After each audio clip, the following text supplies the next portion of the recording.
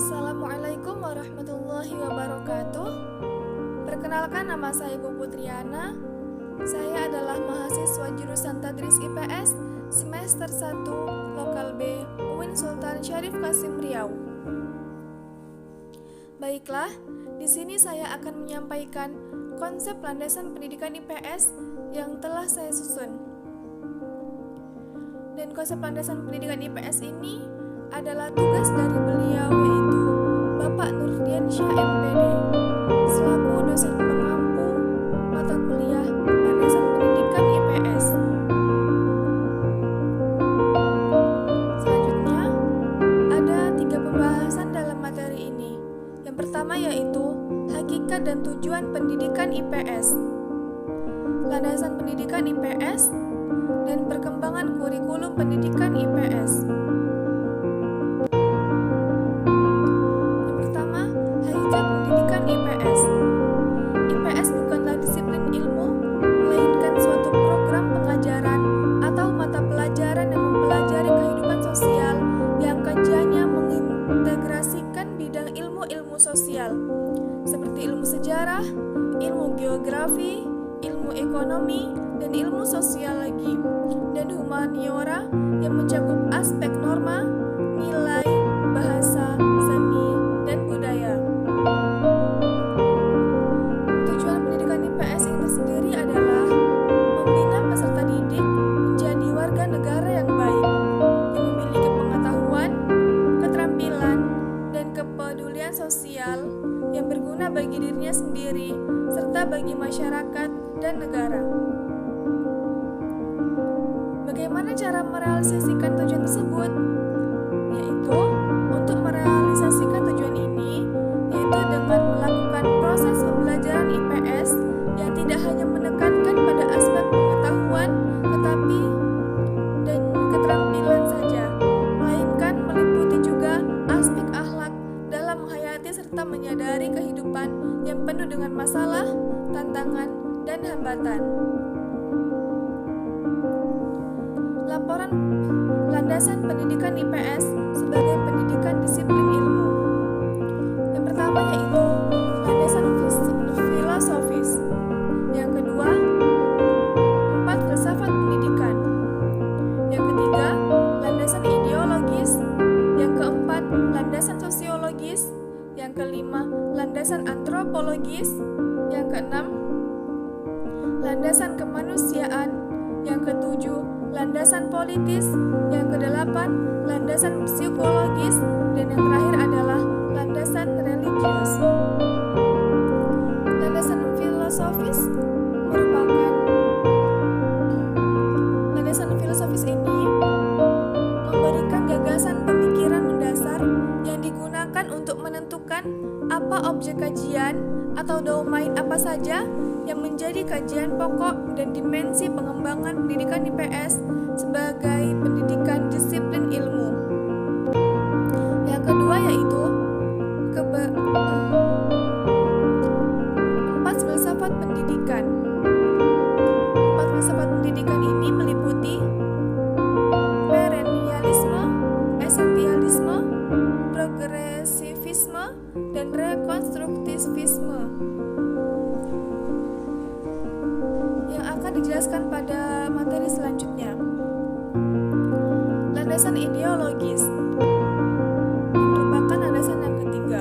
Landasan ini dimaksudkan sebagai sistem gagasan mendasar untuk memberi pertimbangan dan menjawab pertanyaan. Yang keempat yaitu landasan sosiologis. Landasan ini memberikan sistem gagasan mendasar untuk menentukan cita-cita, kebutuhan, kepentingan, kekuatan, aspirasi, serta pola kehidupan masa depan melalui interaksi sosial yang akan membangun teori-teori atau prinsip-prinsip pendidikan IPS sebagai pendidikan disiplin ilmu. Yang kelima yaitu landasan antropologis. Landasan ini memberikan sistem gagasan-gagasan mendasar dalam menentukan pola, sistem dan struktur pendidikan disiplin ilmu sehingga relevan dengan pola, sistem dan struktur kebudayaan, bahkan struktur perilaku manusia yang kompleks. Lanjut yang keenam yaitu landasan kemanusiaan. Landasan ini memberikan sistem gagasan-gagasan mendasar untuk menentukan karakteristik ideal manusia sebagai sasaran proses pendidikan. Yang ketujuh yaitu landasan politis. Landasan ini memberikan sistem gagasan-gagasan mendasar untuk menentukan arah dan garis kebijakan dalam politik pendidikan dari pendidikan IPS. Yang kedelapan yaitu landasan psikologis. Landasan ini memberikan sistem gagasan-gagasan mendasar untuk menentukan cara-cara pendidikan IPS membangun struktur tubuh disiplin pengetahuannya, baik dari dalam tataran personal maupun komunal, berdasarkan entitas-entitas psikologisnya. Dan yang terakhir yaitu landasan religius. Landasan ini memberikan sistem gagasan-gagasan mendasar tentang nilai-nilai, norma, etika, dan moral yang menjadi jiwa atau roh yang melandasi keseluruhan bangunan pendidikan IPS, khususnya pendidikan di Indonesia. Selanjutnya yaitu kita akan membahas tentang landasan filosofis pendidikan IPS. Yang pertama itu ada landasan filosofis guru IPS dalam perubahan zaman. Yang kedua, landasan filosofis pengembangan kurikulum pendidikan IPS. Dan yang ketiga adalah landasan operasional pendidikan IPS. Perkembangan zaman. Yang pertama yaitu landasan filosofis guru IPS dalam perubahan zaman. Perkembangan zaman menuntut perubahan sosial di semua lapisan masyarakat. Kemajuan informasi dan teknologi global merambah negara maju dan negara sedang berkembang, termasuk Indonesia saat ini. Untuk mengimbangi perkembangan dan kemajuan tersebut, profil guru harus mampu melakukan seleksi aneka kecenderungan peserta didik dalam mengarahkan proses pembelajaran pendidikan IPS. Secara sadar atau tidak, guru IPS ikut aktif dalam tatanan kerja masa transisi yang sedang populer saat ini dalam kemajuan belajar melalui informasi teknologi. Paling tidak, guru IPS harus dipertautkan kembali dengan keterlibatan filosofis atau filsafat yang berkembang khususnya dalam bidang pendidikan. Ada dua aliran filsafat ekstremitas, yakni sikap reaksioner adalah aliran yang paling hati-hati dan takut kepada pembaharuan, dan sikap radikal adalah sikap yang paling mendukung pembaharuan. Dengan dua sikap ekstremitas tersebut, maka guru IPS dalam pendekatan pribadi dapat menempati salah satu dari 4 titik utama yang terletak di antara dua ekstremitas tersebut. Seperti yang dikemukakan Daljuni yang merincikan 4 titik utama secara filosofis bagi kinerja guru IPS dalam melakukan seleksi di antara dua ekstremitas perkembangan dan perubahan zaman tersebut. Yang pertama, ini adalah perennialisme. Itu berdasarkan keyakinan adanya kebenaran yang sifatnya abadi dan mutlak. Sehubungan dengan itu, sekolah bertugas membantu peserta didik menemukan kebenaran-kebenaran tersebut.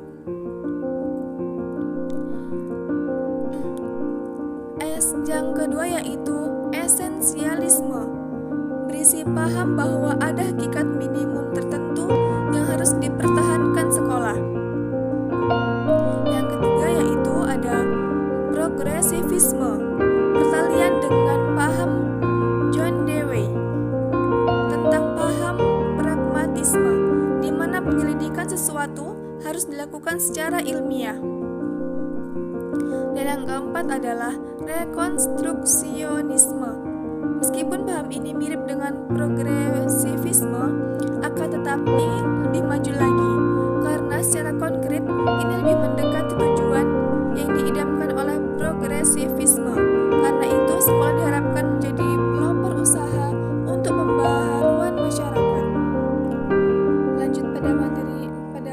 selanjutnya yaitu tentang landasan filosofis pengembangan kurikulum pendidikan IPS.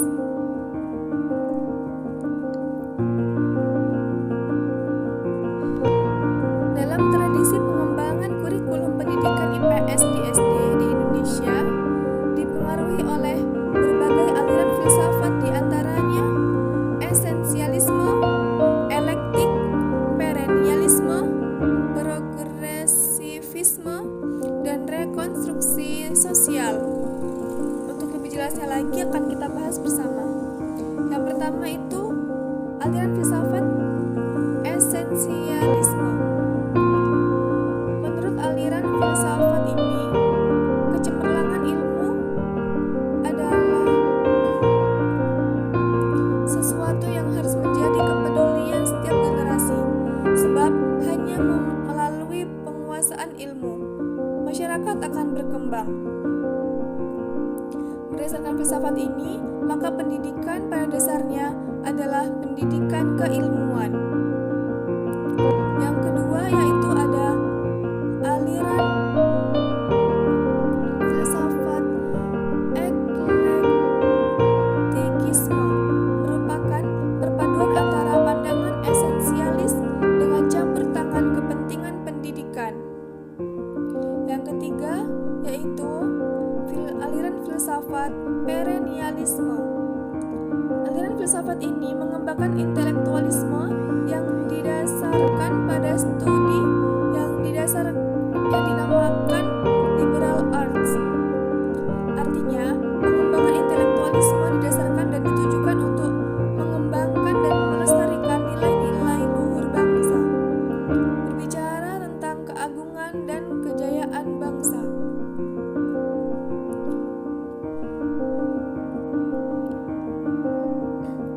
Dan yang keempat ini aliran filsafat progresivisme. Menurut filsafat pendidikan progresivisme, tujuan utama sekolah adalah untuk meningkatkan kecerdasan praktis dan membuat siswa lebih efektif dalam memecahkan berbagai masalah yang disajikan dalam konteks pengalaman siswa pada umumnya. Nah, untuk pembahasan yang terakhir yaitu landasan operasional pendidikan IPS. Bangsa Indonesia dilihat dari latar belakang etnik atau kesukaan merupakan sebaran suku-suku bangsa yang mendiami wilayah Indonesia dengan disatukan sebagai bangsa yang mempunyai latar belakang keanekaragaman bahasa daerah, budaya, dan kearifan lokal yang dimiliki masing-masing etnik. Secara keseluruhan, bangsa Indonesia ini saat ini dikenal sebagai bangsa yang majemuk atau heterogenitas multietnik yang merupakan bagian dari masyarakat yang pluralistik. Dan kemajemukan masyarakat tersebut, pendidikan ilmu pengetahuan sosial memiliki peran yang strategis baik ditinjau dari segi akademik maupun kepentingan kehidupan berbangsa dan bernegara. Dilihat dari segi akademik, pendidikan dan pembelajaran IPS dapat membekali peserta didik pada pemahaman konsep-konsep dasar ilmu-ilmu sosial sebagai basis dari pendidikan dan pembelajaran IPS di jenjang lembaga pendidikan atau persekolahan.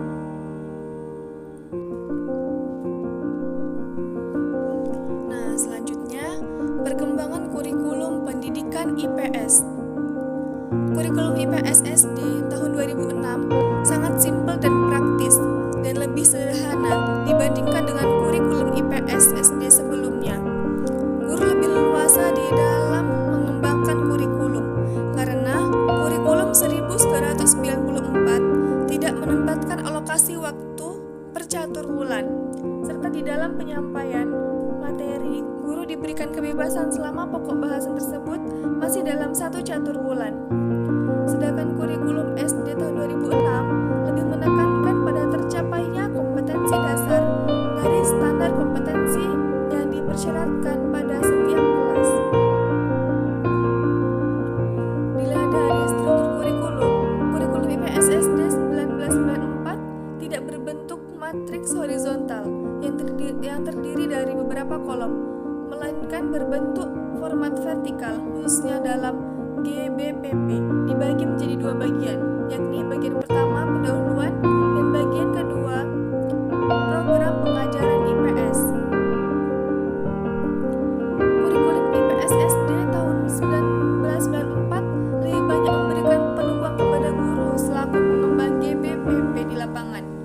Sedangkan kurikulum 2006 memberikan peluang kepada guru untuk melaksanakan paradigma baru pembelajaran di SD yang mengacu pada pendekatan pakem, yaitu pembelajaran aktif, kreatif,